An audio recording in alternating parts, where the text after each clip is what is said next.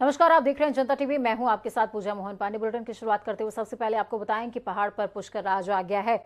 उत्तराखंड को आज एक नया मुख्यमंत्री मिल गया और नया मुख्यमंत्री असल में चेहरा पुराना है। पुष्कर सिंह धामी ने आज एक बार फिर से उत्तराखंड के मुख्यमंत्री के तौर पर शपथ ग्रहण कर ली है। राज्यपाल लेफ्टिनेंट गुरमीत सिंह ने उन्हें शपथ दिलाई। शपथ लेने के साथ ही पुष्कर सिंह धामी उत्तराखंड के 12वें मुख्यमंत्री बन गए हैं। पुष्कर सिंह धामी 2012 में पहली बार सीट से विधायक बने। उन्होंने 2012 में कांग्रेस के देवेंद्र चंद को करीबन 5000 वोटों के अंतर से हराया था, जिसके बाद 2017 के उत्तराखंड विधानसभा चुनावों में धामी बार जीत दर्ज की है, जिसके बाद भारतीय जनता पार्टी ने उत्तराखंड 22 का विधानसभा चुनाव धामी के ही फेस पर लड़ने का फैसला लिया था। कि ऐसे मुख्यमंत्री के रूप में कर्तव्यों के निर्वहन के लिए ऐसा कहे प्रत्यक्ष अथवा अप्रत्यक्ष रूप से संसूचित या प्रकट नहीं करूंगा।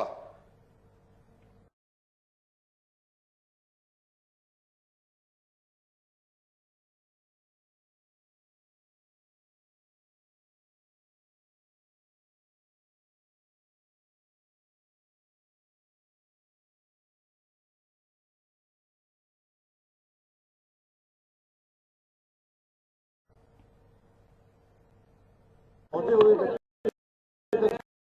पहुंचे शासन पहुंचे हमारा विकास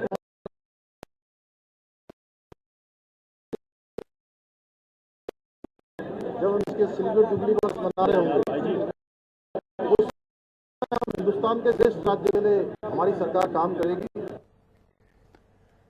पुष्कर सिंह धामी ने उत्तराखंड के 12वें मुख्यमंत्री के तौर पर शपथ ली। उन्हें राज्यपाल लेफ्टिनेंट जनरल गुरमीत, उनके साथ 8 मंत्रियों ने भी शपथ ली। शपथ ग्रहण समारोह में प्रधानमंत्री नरेंद्र मोदी, केंद्रीय गृह मंत्री अमित शाह और भाजपा के राष्ट्रीय अध्यक्ष जेपी नड्डा मौजूद रहे। यह दिन बेहद खास था। देखिए। खूबसूरत लड़की का दिल मैं कैसे तोड़ सकता।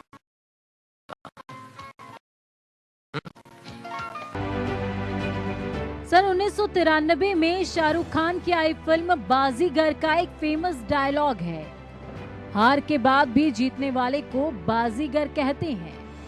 ये डायलॉग पहाड़ों के बादशाह यानी कि मुख्यमंत्री पुष्कर सिंह धामी पर एकदम फिट बैठता है, क्योंकि उत्तराखंड के बाजीगर मुख्यमंत्री पुष्कर सिंह धामी खुद खटीमा विधानसभा से चुनाव तो हार गए, लेकिन जनता का भरोसा जीतने में कामयाब हो गए और एक बार फिर नया कीर्तिमान गढ़ते हुए उत्तराखंड के 12वें मुख्यमंत्री के तौर पर देहरादून के परेड ग्राउंड में शपथ ली। लेकिन इस बार बाजीगर ने अपनी बाजीगरी से सबको हैरान कर दिया है, क्योंकि सपना है उत्तराखंड को 2025 तक भारतवर्ष में सबसे बेहतर राज्य बनाने का, जिसके लिए पुष्कर सिंह धामी 2.0 मंत्रिमंडल तैयार भी कर चुके हैं।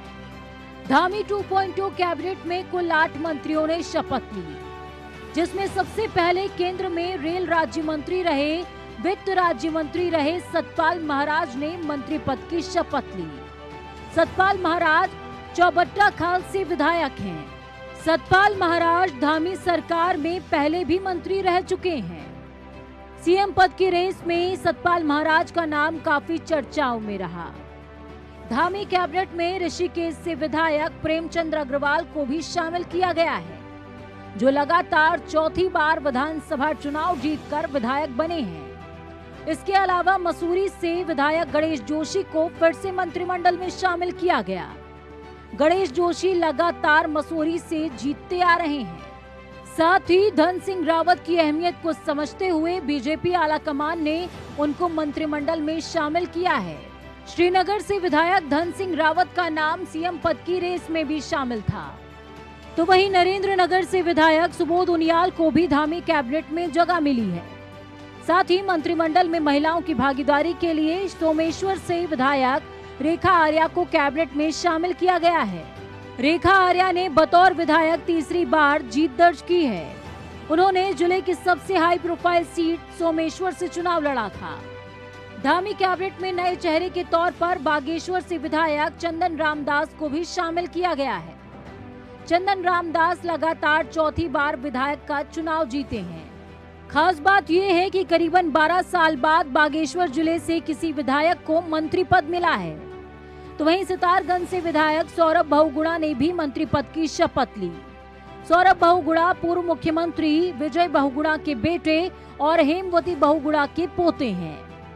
कभी कांग्रेस बीएसपी का गढ़ रही सितारगंज विधानसभा सीट अब बीजेपी के कब्जे में है। इस सीट पर बंगाली और मुस्लिम मतदाताओं की संख्या सबसे ज्यादा है और इन तमाम चेहरों के साथ धामी मंत्रिमंडल या यूं कहें कि धामी की सेना अगले 5 सालों के लिए पूरी तरीके से तैयार है। अब देखना ये होगा कि 2025 तक देवभूमि को क्या वो स्थान मिल पाता है जिसका सपना पुष्कर सिंह धामी ने देखा है। जनता टीवी के लिए डेस्क से विशाल त्रिपाठी की रिपोर्ट। उत्तराखंड प्रदेश के विधानसभा चुनावों में भाजपा ने कई सारे रिकॉर्ड्स तोड़ते हुए दोबारा से सत्ता पर कब्जा जमाने का काम किया। तो उसके बाद से ही भाजपा नेताओं में खासा उत्साह नजर आ रहा है। वहीं राजधानी देहरादून के परेड ग्राउंड में भाजपा नेता और कार्यकर्ता भी पूरे जोश में नजर आए। साथ ही शपथ ग्रहण के बाद पुष्कर सिंह धामी के नेतृत्व में बनी नई युवा सरकार के नए कैबिनेट मंत्रियों ने जनता टीवी से खास बातचीत में अपनी प्राथमिकताएं गिनाई हैं। सुनिए। उत्तराखंड में नवनिर्वाचित सरकार का गठन हो चुका है और सौरभ बहुगुणा सबसे युवा मंत्री के तौर पर शपथ लेंगे। बहुगुणा जी, किस तरह से देखते हैं युवा नेतृत्व मिला है, युवा नेता के तौर पर आपने शपथ? देखिए, 2022 का जब चुनाव चल रहा था तो माननीय प्रधानमंत्री जी ने ये नारा दिया था युवा सरकार, और आप देख सकते हैं आज उसका युवा सरकार सामने आई है। माननीय पुष्कर सिंह धामी हमारे मुख्यमंत्री युवा है, कैबिनेट हमारी युवा है, और मैं धन्यवाद करना चाहूँगा केंद्रीय नेतृत्व का, माननीय पुष्कर सिंह धामी जी का, कि उन्होंने मुझे इस लायक समझा कि मैं कैबिनेट में हिस्सेदारी दे सकूँ, भागीदारी दे सकूँ और इस प्रदेश की सेवा कर सकूँ। और मैं विश्वास दिलाता हूँ उत्तराखंड की जनता को कि हम लोग को जो दायित्व दिया गया है उस दायित्व को पूरा निर्वह करेंगे और साफ सच्चे नियत के साथ काम करेंगे और उत्तराखंड को आगे बढ़ाने का काम करेंगे। राजनीतिक का लंबा पारिवारिक अनुभव रहा है, उसको इम्प्लीमेंट कैसे करेंगे आप? देखिए, मैं ऑलरेडी 5 साल मैंने जनता के बीच में रह के जनता के काम किए हैं और दूसरी बार चुनकर आया था तो जनता के विश्वास से आगे बढ़ा था। तो कहीं ना कहीं एक्सपीरियंस है 5 साल का, और मैं उस एक्सपीरियंस का फ़ायदा उठा के अपने लीनियज, पॉलिटिकल लीनियज जो है, पारिवारिक लीनियज है, उसका फ़ायदा उठा के कहीं ना कहीं मुझे लगता है कि मैं इस काम को कर सकता हूँ और उत्तराखंड की सेवा करूँगा। विजय बहुगुणा जी के सुपुत्र सौरभ बहुगुणा ने बतौर कैबिनेट मंत्री धामी सरकार में शपथ ली है और साफ तौर पर युवा नेतृत्व के साथ युवा तरीके से कैसे काम होगा इसका अब जो नतीजे हैं वो निकलकर सामने आने हैं। कैमरामैन रुपेश नेगी के साथ अजीत काम्बोज, जनता टीवी, देहरादून। पुष्कर सिंह धामी सरकार के दूसरे कार्यकाल में रेखा आर्या को दोबारा मौका मिला है, बतौर कैबिनेट मंत्री उन्होंने शपथ ली है। रेखा जी, किस तरह से देख रहे हैं, दोबारा आपको मौका मिला है और युवा नेतृत्व में, युवा सरकार में आपने शपथ ली है? देखिए, मैं अपने केंद्रीय नेतृत्व का और अपने प्रदेश के नेतृत्व का, अपने पुष्कर सिंह धामी जी का और अपनी पार्टी का बहुत धन्यवाद करती हूं कि मुझे पुनः महिलाओं के प्रतीक के रूप में शपथ लेने का अवसर दिया है। मैं आभार व्यक्त करती हूं और मैं ये विश्वास दिलाती हूं कि जो उन्होंने मुझ पर विश्वास किया है, मैं उस विश्वास को बरकरार रखने के साथ साथ मैं अपनी जिम्मेदारियों का निर्वहन बड़ी जिम्मेदारी के साथ में करूँगी। कुछ चीज़ें ऐसी हैं जो पिछले चुनाव में रही हो, पिछली सरकार में रही हो, जो आप चाहती हैं कि उनको पूरा किया जाए? देखिए, हमारी सरकार का संकल्प है और हमारी सरकार का मैनिफेस्टो है, हमारी पार्टी का मैनिफेस्टो है। निश्चित रूप से 5 साल उस मैनिफेस्टो के अनुसार भी और उस समय की देशकाल परिस्थिति के अनुसार में जो हमारी जनता की जन आकांक्षाएं होंगी उसके अनुसार काम किया जाएगा। कैबिनेट मंत्री रेखा आर्या जी, जिनका साफ तौर पर कहना है कि आने वाले समय में वो बेहतर तरीके से प्रदेश के विकास कार्य को इम्प्लीमेंट करेंगी। कैमरामैन रुपेश नेगी के साथ अजीत काम्बोज, जनता टीवी, देहरादून। उत्तराखंड सरकार में कैबिनेट मंत्री पद की शपथ लेने वाले प्रेमचंद अग्रवाल जी इस वक्त हमारे साथ हैं। पिछले कार्यकाल में विधानसभा अध्यक्ष की जिम्मेदारी ऊपर उठ के हम सब लोग मिलके किस प्रकार से उस उत्तराखंड का विकास हम कर सकते हैं, उत्तराखंड वासियों के जनहित में हम कार्य कर सकते हैं, हमें सबको मिलकर करना चाहिए। और अब तो ये कह ही सकते हैं 5 साल की जिम्मेवारी जनता ने दी है, सबको मिलजुल के हम लोग काम करें। आज राजनीति से ऊपर उठ के हम सब लोग मिलके किस प्रकार से उस उत्तराखंड का विकास हम कर सकते हैं, उत्तराखंड वासियों के जनहित में हम कार्य कर सकते हैं, हमें सबको मिलकर करना चाहिए। और अब तो ये कह ही सकते हैं 5 साल की जिम्मेवारी जनता ने दी है, उसे बखूबी निभाने का प्रयास करेंगे। कैबिनेट मंत्री प्रेमचंद अग्रवाल जी पिछले कार्यकाल में विधानसभा अध्यक्ष की जिम्मेदारी संभाली है, युवा नेतृत्व में कैबिनेट का इनको दर्जा दिया गया है। तो उम्मीद है कि आने वाले समय में प्रदेश का जो विकास है वो और तेजी से होता हुआ नजर आएगा। कैमरामैन रुपेश नेगी के साथ अजीत काम्बोज, जनता टीवी, देहरादून। पुष्कर सिंह धामी ने आज दूसरी बार उत्तराखंड के मुख्यमंत्री के तौर पर शपथ ली है। धामी के साथ 8 मंत्रियों को भी राज्यपाल ने शपथ दिलाई। नए कैबिनेट में पुराने और नए चेहरों का मिश्रण है। तो तो वहीं शपथ समारोह के बाद जनता टीवी से खास बातचीत में हरिद्वार सांसद रमेश पोखरियाल निशंक ने कहा कि पुष्कर सिंह धामी के नेतृत्व में बीजेपी सरकार ने बेहतरीन काम किया है। सुनिए और क्या कुछ कहा उन्होंने। पूर्व मुख्यमंत्री और हरिद्वार सांसद डॉक्टर रमेश पोखरियाल निशंक जी इस वक्त हमारे साथ हैं। निशंक जी, युवा नेतृत्व में युवा जोश के साथ नई सरकार ने शपथ ली है, किस तरह से? आपने देखा कितना उल्लास है लोगों में और भारी बहुमत से फिर सरकार बनी है। प्रधानमंत्री जी के सानिध्य में मुख्यमंत्री जी ने अपनी कैबिनेट के साथ आज शपथ ली है और मैं समझता हूं कि ये अपने में एक ऐतिहासिक पल था जो कई मिथकों को तोड़ करके और हमने गवर्नमेंट यहाँ पर बनाई और भारी बहुमत की गवर्नमेंट बनाई है। मुख्यमंत्री जी और उनकी कैबिनेट ने शपथ ली है, बहुत तेजी से काम शुरू होगा। डॉक्टर रमेश पोखरियाल निशंक जिनका साफ तौर पर कहना है कि युवा नेतृत्व में युवा सरकार ने शपथ ली है, तो कहीं ना कहीं विकास के कार्य है वो भी तेजी से होंगे। कैमरामैन रुपेश नेगी के साथ अजीत काम्बोज, जनता टीवी, देहरादून। तो वहीं धामी कैबिनेट में शामिल सौरभ बहुगुणा के पिता विजय बहुगुणा ने हमारे संवाददाता से खास बातचीत की। उन्होंने जनता और बीजेपी के हाईकमान का धन्यवाद किया है। सुनिए। आभार व्यक्त करता हूँ। बहुत पढ़े लिखे हैं, सौम्य हैं, 2 बार चुनाव जीते हैं, इन पर जिम्मेदारी और भरोसा किया है पार्टी ने। मैं उम्मीद करूँगा कि ये स्वर्गीय पिताजी के पद चिन्हों पर चलें, राजनीति को सत्ता नहीं सेवा समझे और जन सेवा करें और जो विभाग मिले वहाँ अच्छा काम करें। देखिए, निरंतरता है सरकार में। 5 वर्ष में कोरोना की वजह से काफ़ी यहाँ की व्यवस्थाएं जो हैं अस्त व्यस्त हो गई और हम थोड़ा सा विकास में पिछड़ गए थे, लेकिन धामी जी जो मुख्यमंत्री बने उन्होंने गति दी। पूरे प्रदेश में चुनाव लड़ा रहे थे, इसलिए अपनी विधानसभा में समय नहीं दे पाए। आज केंद्र ने उनको मौका दिया है और आप देखिएगा कि जो आने वाले 5 साल है इसमें बहुत अच्छा शासन होगा। और जो हमारे प्रधानमंत्री जी का संकल्प है कि उत्तराखंड आने वाले दशक में भारत का एक विकसित प्रदेश होगा, उस सपना को पूरा करने में पूरा मंत्रिमंडल और संगठन काम करेगा। मुख्यमंत्री पुष्कर सिंह धामी के शपथ ग्रहण समारोह को लेकर लोगों में भी खासा उत्साह देखने को मिला। आम जनता का कहना था कि मुख्यमंत्री पुष्कर सिंह धामी के चेहरे पर उत्तराखंड में बीजेपी ने सरकार बनाई है और युवा मुख्यमंत्री आने वाले समय में जनहित के मुद्दों पर काम जरूर करेंगे। इसके साथ ही युवाओं का कहना था कि सरकार लगातार युवाओं के लिए योजनाएं बना रही है।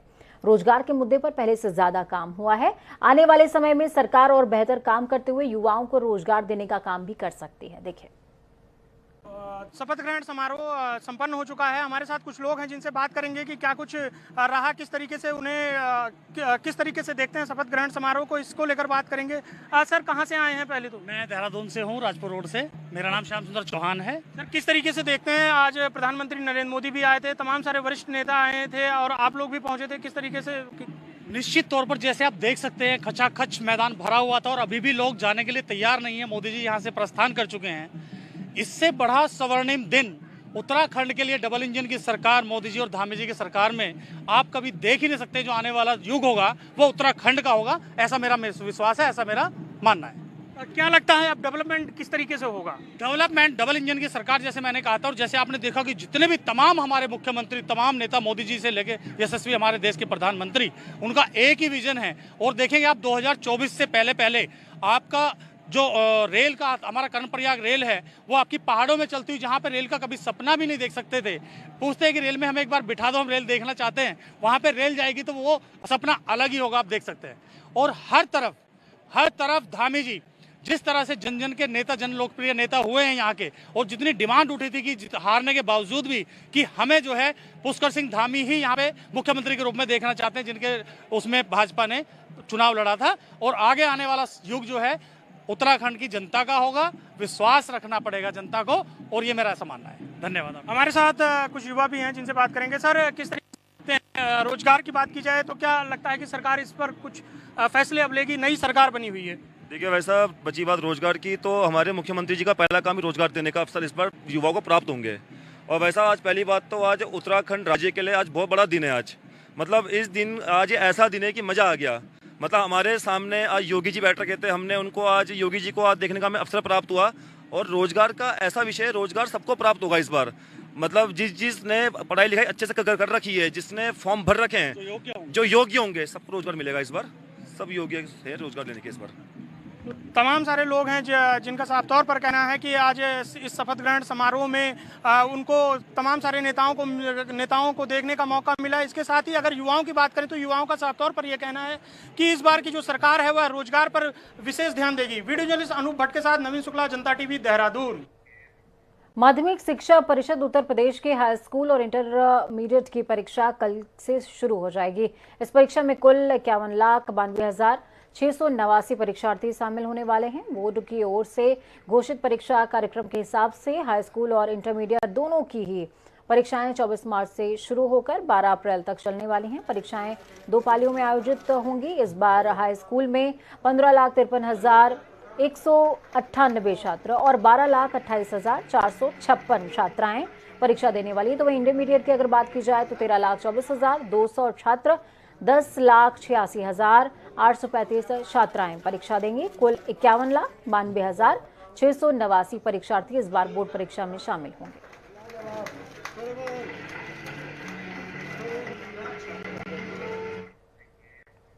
उत्तर प्रदेश में आगामी 25 मार्च को योगी आदित्यनाथ दूसरी बार मुख्यमंत्री पद की शपथ लेंगे।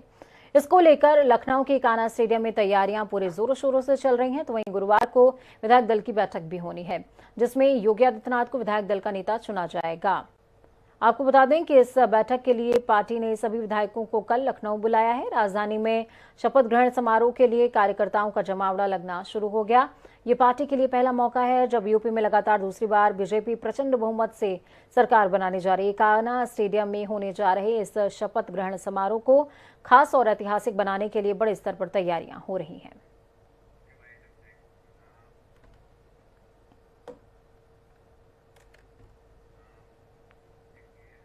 तो वक्त यहाँ पर छोटे से ब्रेक का। ब्रेक के उस पार खबरों का सफर लगातार जारी है। बने रहिए जनता टीवी के साथ, क्योंकि हमें आपकी ताकत, हमारी उम्मीद है कि आपका आने वाला कल आज से बहुत बेहतरीन हो। नमस्कार।